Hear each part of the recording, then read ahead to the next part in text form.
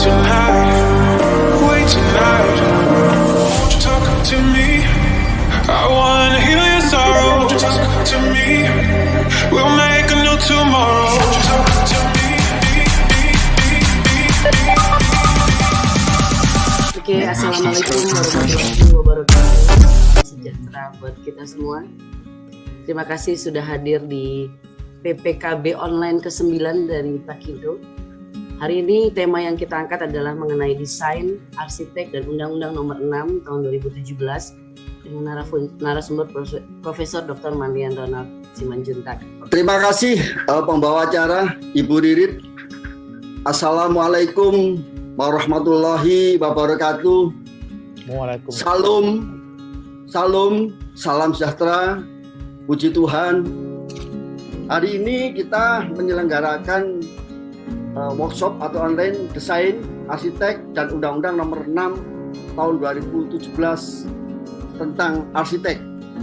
Tentunya kita hari ini diskusi ada tujuannya, yaitu yang pertama adalah untuk meningkatkan kapasitas kompetensi sumber daya manusia di bidang jasa konstruksi, khususnya jasa konsultasi.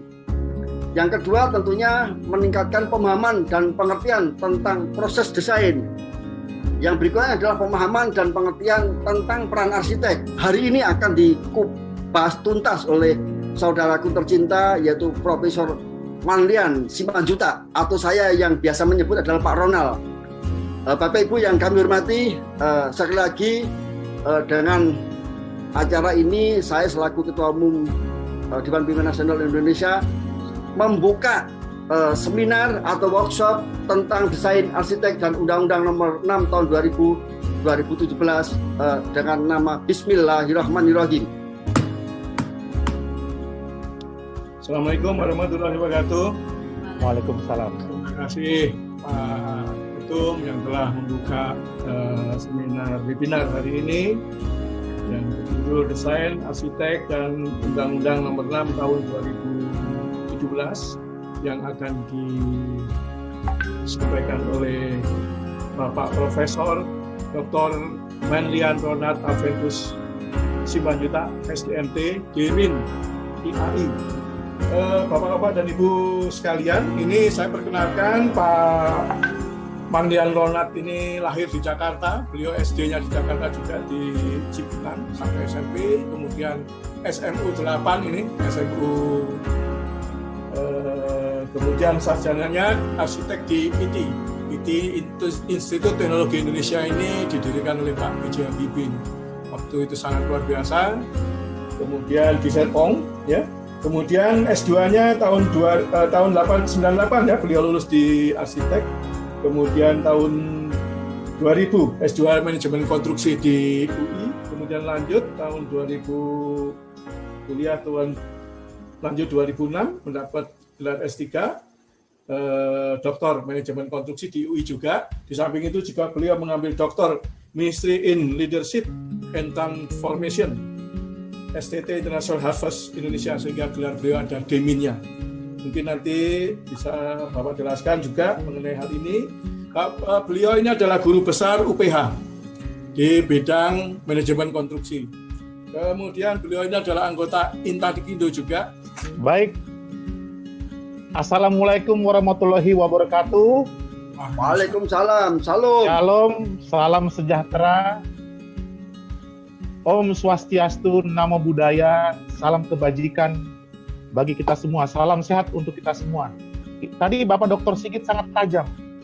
Yang paling menarik itu adalah Undang-Undang Nomor 6 tahun 2017. Karena memang itu berhubungan sekali dengan praktek profesi kita, yang langsung berhubunganlah itu dengan Undang-Undang Nomor 2 tahun 2017 tentang jasa konstruksi. Kalau kita lihat PP dari Undang-Undang Nomor 2 tahun 2017, tentunya Undang-Undang Nomor 6 ini memiliki posisi yang spesial sebagai jasa konsultansi. Materi yang saya sampaikan ada sedikit update dari yang saya kirimkan. 20 menit sebelum jam 1, saya berpikir ada materi tambahan. Where are we now? Kemudian project control. Dan ini yang kemudian melengkapi seluruh materi yang ada. Kenapa? Memang kita fokus hari ini bicara mengenai arsitek, desain, dan Undang-Undang Nomor 6 Tahun 2017. Tapi saya ingin membuka pemikiran kita, karena di sini hadir seyogyanya memang teman-teman arsitek yang profesional, tapi juga para perancang profesional, teman-teman teknik sipil profesional. Ini untuk kita semua. Saat ini kita berada bukan dalam industri 4.0, tapi harusnya 6.0. Nah, ini sudah pernah saya sampaikan, namun saya ingin kembali mengingatkan kepada kita. Artinya apa? Dampak kepada postur, figur arsitek itu harus mengikuti dinamika kehidupan yang ada. Artinya apa? Kontraktor pelaksana, supplier sebagai badan usaha, dan juga jasa yang mempersiapkan fitting semua alat dan bahan konstruksi, juga harus tahu posisi ini. Artinya, ini untuk kita semua. Where are we now? Dan project control. Loh, apa urusannya arsitek project control? Tergantung kontrak. Dalam kode etik arsitek, dalam Undang-Undang Nomor 6 Tahun 2017 dan kode etik arsitek dalam Ikatan Arsitek Indonesia, memang fokus-fokusnya adalah melayani klien sehubungan dengan jasa perancangan. Tapi boleh saya mengambil satu buku yang indah sekali, The Ethics of Architect. Sebenarnya tugas dari arsitek, perancang saya sebut. Di dalam kontrak FIDIC disebut sebagai engineer atau juga designer, adalah get acquainted with the client.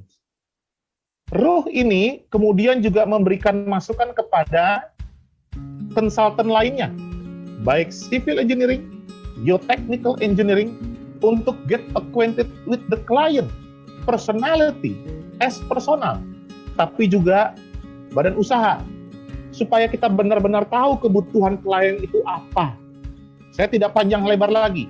Intinya adalah industri 4.0 bagaimana berusaha menggantikan manusia dengan automation system. Namun tetap fungsi manusia itu menjadi penting. Dan berkembanglah yang namanya IoT. Dan inilah perancang juga harus tahu. Perancang arsitek, perancang sipil, perancang yang lain akhirnya harus bergelut dengan Internet of Things. Apalagi dengan kondisi saat ini. Kita mulai jaga jarak, namun tetap bisa melakukan profesinya. Kenapa? Karena IoT itu berkembang, kajian penelitiannya 2011, sebenarnya 2012. Dan ini melingkupi seluruhnya. Memerlukan big data dan sistem yang terintegrasi satu dengan yang lain. Nah, kata terintegrasi saya tulis. Itu menjadi ruh perancangan pada saat ini. Arsitek, desain tidak bisa lagi sendiri-sendiri. Kita sudah tahu beberapa software yang berusaha mengoptimalkan quality, kemudian time, dan cost dengan platform yang terintegrasi. Dan ini berkembang dalam berbagai industri bisnis, perminyakan, dan lain-lain. Dan industri konstruksi berkembang begitu pesat, karena memang kebutuhan manusia yang begitu cepat. Dan inilah yang dipakai oleh perancang untuk kemudian mengoptimalkan seluruh kemampuannya untuk develop the client's idea. Arsitek itu tidak punya ide, tegas saya sampaikan.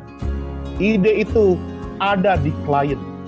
Klien bilang, saya mau dibuatkan ini. Itu ide dia. Jadi tadi Yang Mulia menyampaikan kalau ini dibuatkan haki, Pak.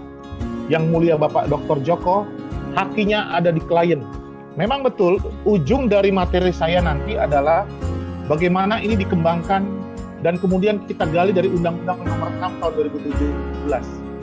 IoT dan Artificial Intelligence harus dipikirkan juga oleh perancang. Karena segala sesuatu, klien itu kebutuhannya sekarang seperti ini. Seakan-akan berusaha menggantikan otak manusia dengan komputer. Satu buku yang bagus sekali, Arsitektur Bentuk, Ruang, dan Susunannya.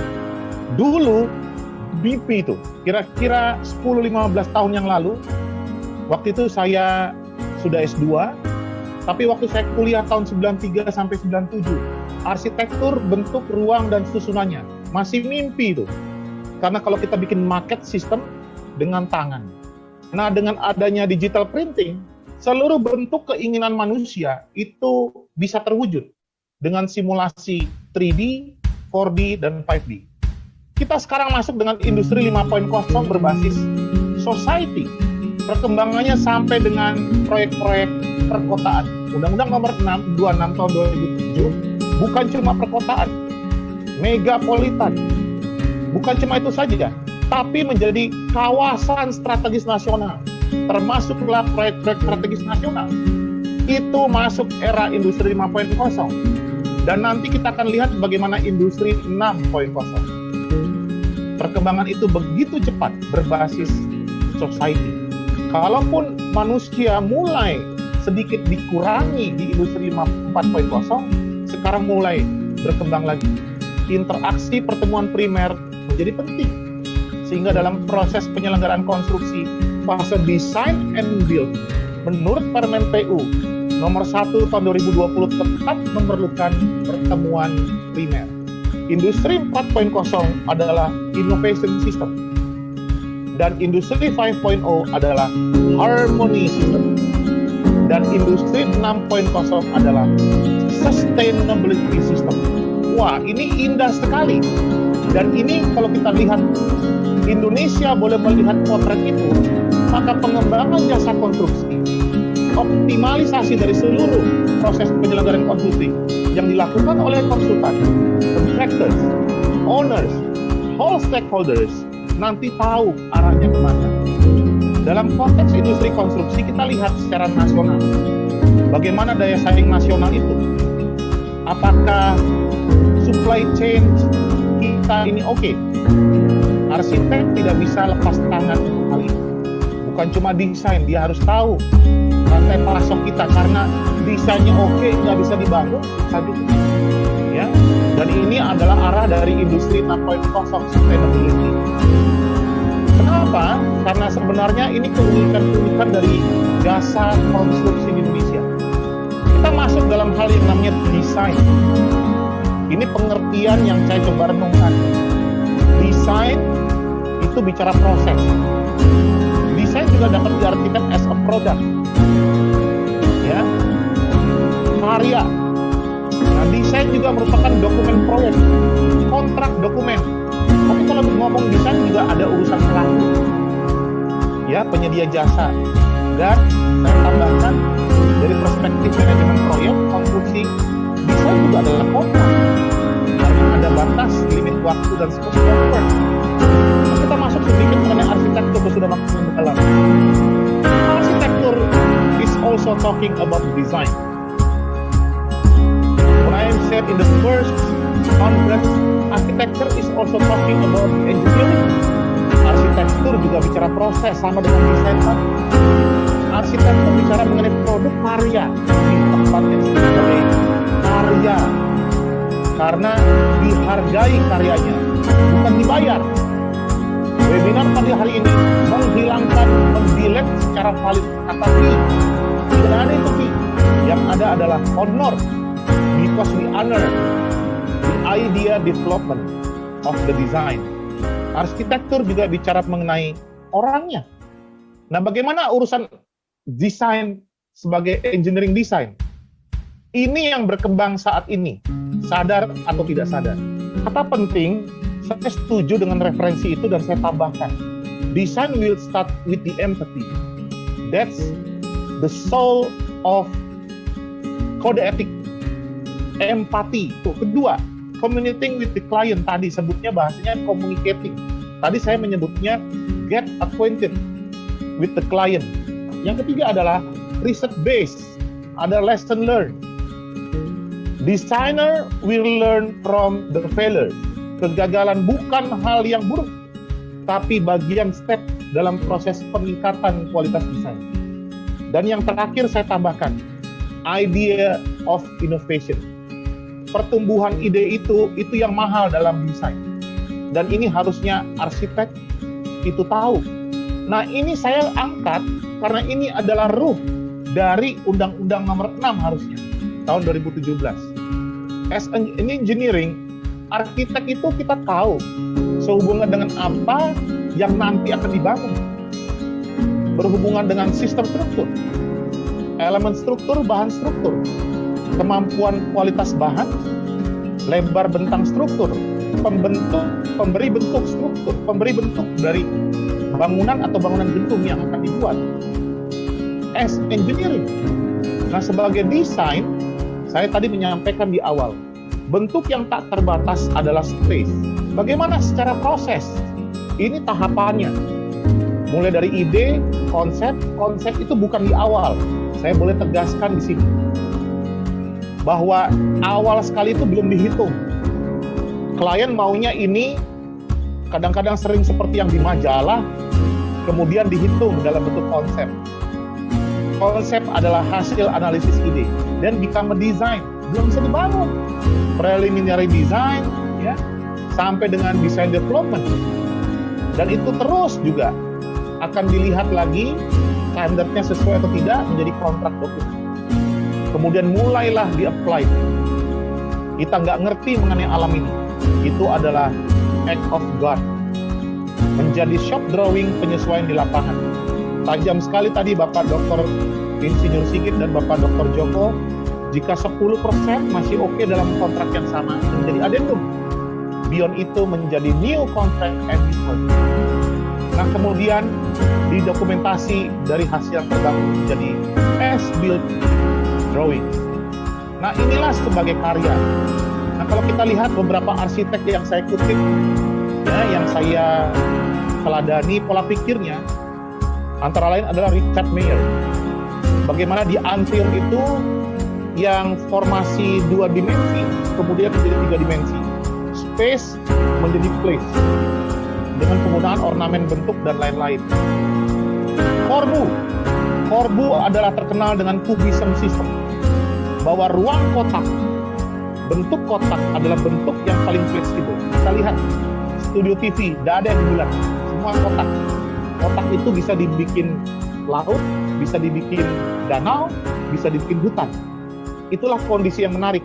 Sehingga Le Corbusier, itu semuanya adalah cubism architecture. Contohnya adalah The Carpenter Center of the Visual Art yang dibangun tahun 19. Siang ini kita sudah jalan-jalan ke Amerika Serikat. Kita sudah jalan-jalan. Saya belajar juga di MIT. Nanti kita lihat ke Hong Kong. Maksud saya karya mereka. Dan kita sudah lihat bagaimana pertumbuhan ide-ide yang luar biasa. Webinar pada hari ini, Beyond the Harvard, Beyond the MIT. Nah, Norman Foster teringat. Kenapa? Karena guratan-guratan idenya yang tegas. Karyanya yang tegas. Saya sebut sebagai arsitektur kejujuran. Rangka-rangka struktur, elemen pembentuk struktur ditonjolkan sebagai fasade. Fasade bangunan gedung bukanlah kamuflase. Arsitektur yang gagal adalah tempelan-tempelan saja. The cladding system pada saat ini itu adalah sesuatu yang mungkin tanda petik tidak jujur atau belum jujur. Namun Norman Foster berusaha mengangkat bentuk-bentuk dan elemen struktur dan sistem struktur sebagai pemberi bentuk arsitektur bangunan gedungnya. Terintegrasi, inovasi, harmoni, unity, dan ini adalah pendekatan dari organic system. 4 kata kunci yang ini berkembang dalam desain yang ada. Nah, kalau kita lihat arsiteknya sebagai pelaku, ini kita sudah akan masuk ke dalam Undang-Undang Nomor 6. Kita tahu, this is the fundamental issues. Ini bukunya bagus sekali. As an architect, we have a positioning being good at design. Tapi sebenarnya ujungnya adalah beyond design. Setelah dia mampu dalam konteks desain, memberikan hal keunikan tekanan utama dalam konteks arsitektur itu sendiri. Dan kemudian waktu berpraktek, ini penting. dia nggak bisa sendiri, ya, tapi berkaitan dengan keahlian yang lain. Dan kemudian bagaimana dia juga mampu mengimagine dan membayangkan konteks karya konstruksi yang dihasilkan. Dan pada akhirnya dia sendiri bisa menilai bahwa ide yang didevelop oleh arsitek itu benar, tepat, atau tidak. Jadi sebenarnya self-evaluation dalam desain yang dilakukan oleh arsitek itu menjadi hal yang pokok. Ini sangat fokus. Mungkin di Asosiasi Arsitek di Indonesia ini belum tahu ini. Tapi kita lihatlah, sebegini dalamnya the fundamental of architect.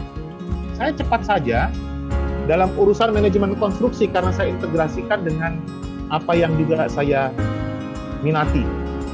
Tadi kita sudah belajar desain, arsitek, sekarang manajemen konstruksi. As knowledge, as proses, as pelaku. Ini standar-standar yang ada secara internasional yang dipakai di Indonesia, PMBOK, CMBOK, dengan berbagai hal-hal yang lainnya. Dalam CMBOK bermula dari Amerika, turunan dari PMBOK yang mencermati bagaimana cost estimating, construction scheduling, project administration, kontrak dokumen itu menjadi penting. Bagi arsitek dan desainer penting nggak? Sangat penting, karena ini adalah berbasis proses. Kalau kita lihat siklus dari awal FS, design, procurement, construction, operation, maintenance, bionomic. Where are the architect? Jawabannya adalah yang mulia, according to the contract. Even though the philosophy of the architect is worth thinking.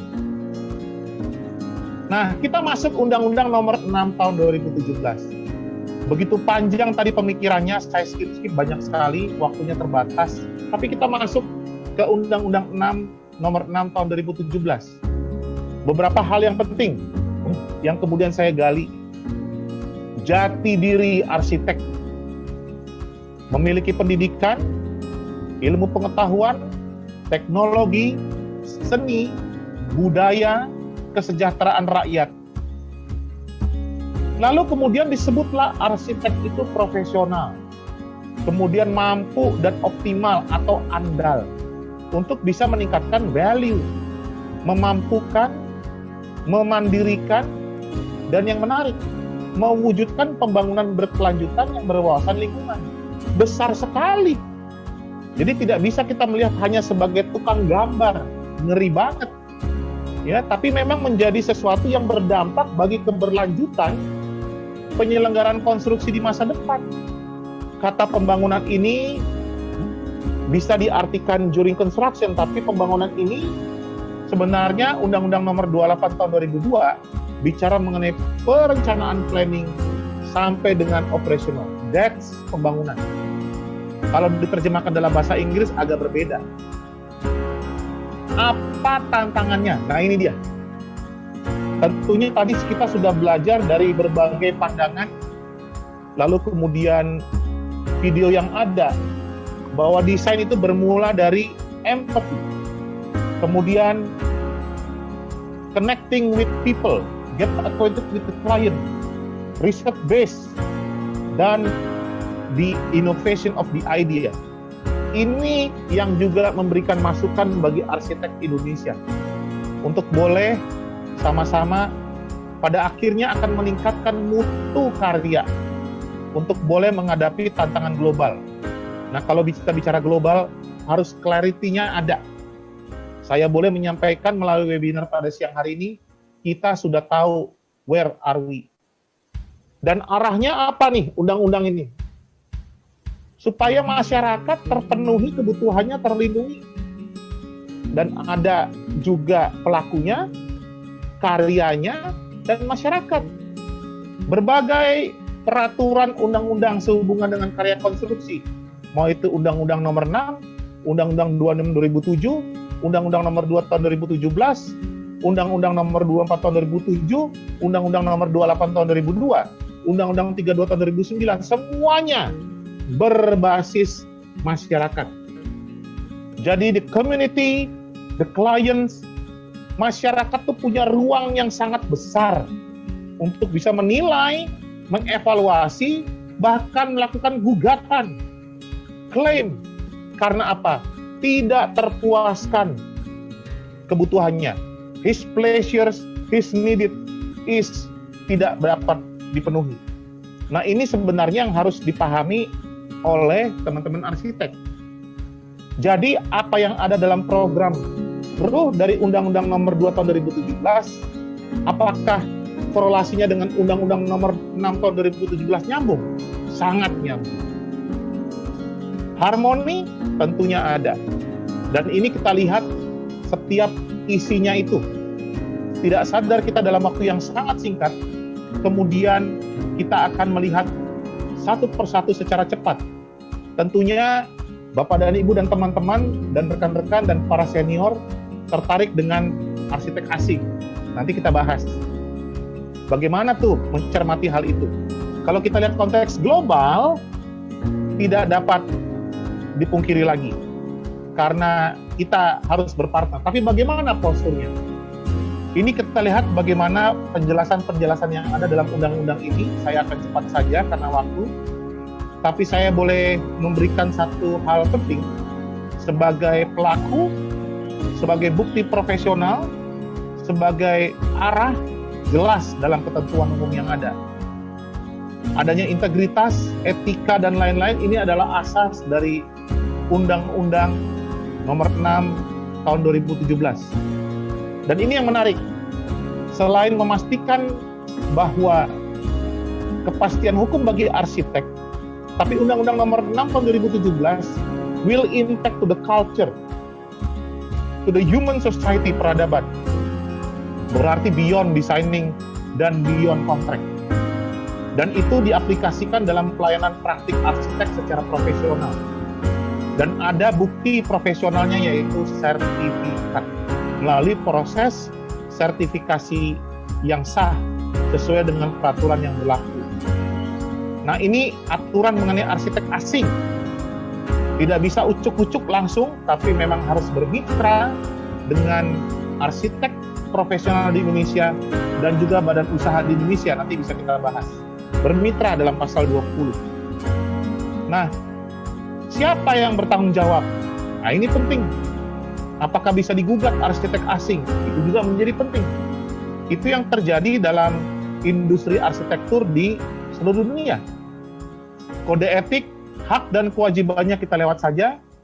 Organisasi bagaimana? Sudah ada dan ini dipastikan tetap berjalan dengan baik. Hal tentang pembinaan arsitek serta sanksi itu juga perlu diketahui. Sehingga tidak hanya jasa sebagai honorarium yang diterima, tapi apa yang diberikan akibat dampak negatif juga harus dipertanggungjawabkan. Saya mungkin tidak akan panjang lebar tentang Permen PU ini, tadi saya bilang bonus. Satu slide sebagai tambahan yaitu ini. Nah, ini perlu kita ketahui dalam design and build system. Badan usaha dan penyedia jasa terlibat dalam apa yang dikerjakan melalui sistem rancang bangun, dan nanti mungkin bisa kita akan diskusikan bersama. Baik, demikian Bapak Moderator, mohon maaf terlewat hampir 20 menit karena materinya mungkin yang cukup panjang. Terima kasih.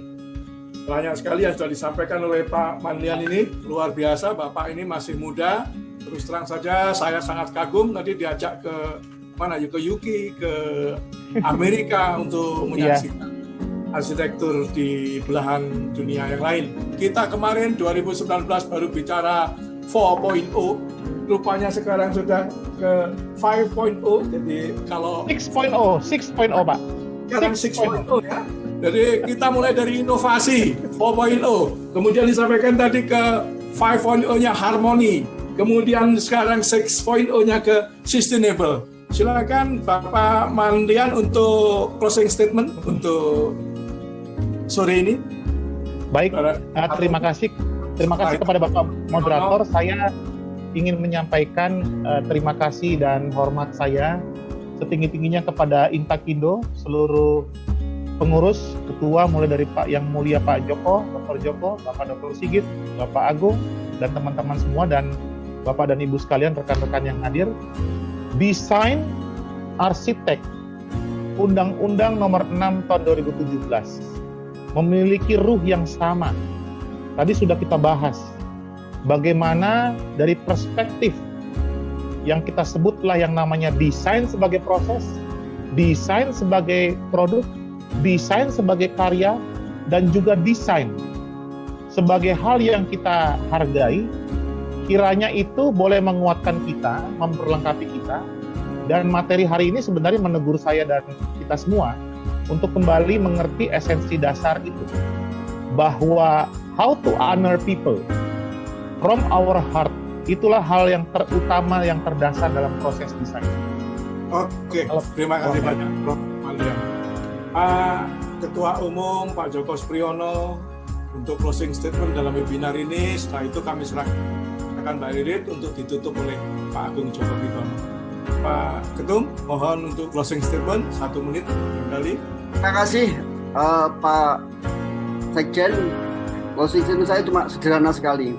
Kita sebagai masyarakat pelaku jasa konstruksi harus taat hukum, karena persoalan-persoalan di masyarakat jasa konstruksi yang saya hadapi saat ini, karena banyak masyarakat pelaku jasa konstruksi yang tidak taat hukum. Itu yang pertama.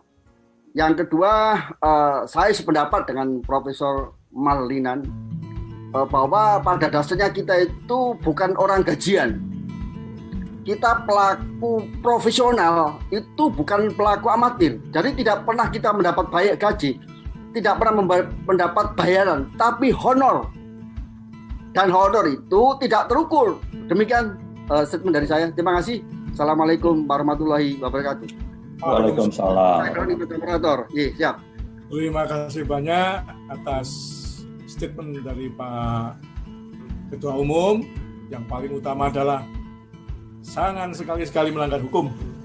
Sekali lagi, mari kita berikan aplaus kepada Prof. Ronald Manlian Simanjuntak. Akhir kata, saya sampaikan ucapan billahi taufiq wal hidayah. Wassalamualaikum warahmatullahi wabarakatuh. Ya, terima kasih Pak Prof. Manlian Simanjuntak, laiku yang terhormat dan hebat sekali. Terima kasih Mulia Ate Godang yang sesuai dengan harapan kami. Pokoknya serial ini, meskipun nanti Pak Prof udah menjadi pejabat tinggi bidang konstruksi, LPJK dan sebagainya, mohon kami tetap dislotkan waktunya untuk membuat pertemuan atau webinar serial yang lain. Tadi sudah muncul ada ide tentang MK perlu diperdalam dan lain-lain. Karena memang dari Asosiasi Profesi Prof, PPKB atau Program Peningkatan Keprofesian Berkelanjutan ini adalah wajib hukumnya yang bertujuan untuk memelihara kompetensi keahlian para anggota dan juga mengembangkannya. Sekali lagi kami ucapkan terima kasih ke semua teman-teman yang ikut dan juga Pak Ketum, Pak Sekjen, dan juga teman-teman di Badan Pelaksana, Mbak Ririt, Mbak Vivi, Mas Geri. Ini sangat menarik sekali, nanti segera dijadwalkan. Tadi sudah ada ide segera sebelum beliau ini sibuk. Mudah-mudahan dalam waktu dekat ini bisa ke seri yang ke-10, segera diatur lebih lanjut.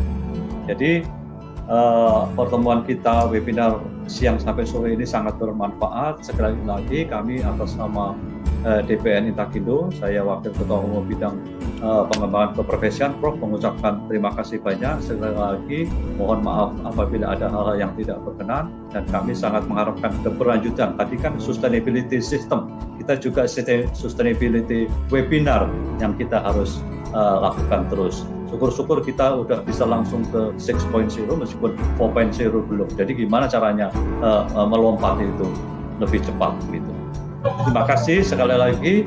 Akhirul kata, wassalamualaikum warahmatullahi wabarakatuh, dan pertemuan ini kita resmi ditutup. Terima kasih. Selamat sore dan salam sehat semua.